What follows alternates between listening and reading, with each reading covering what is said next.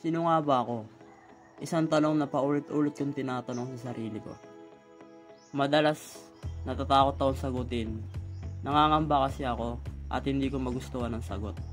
Lahat ng ito, lahat ng pinagdadaanan ko, ito ba ang bumuo sa akin? Mga pangarap na sinimulan, pero hindi natapos. Mga plano na nawala sa ere. Ako ba talaga ito?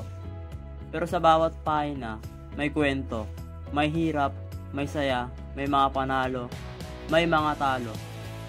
At sa bawat kwento, may bahagi ng pagkatao ko na nahuhubog. Minsan gusto kong sumuko. Parang walang kahulugan ng lahat. Pero sa kabila ng lahat ng pagdududa, may isang bagay na nagpapaalala sa akin kung bakit ako nagsimula. Hindi ko man nakita ang direksyon, pero alam ko ang dahilan kung ba't ako nandito. Hindi ko kailangan ng perpektong sagot. Ang kailangan ko lang ay tanggapin kung sino ako. At patuloy magsikap para maging mas mabuting tao bukas. Sino ako?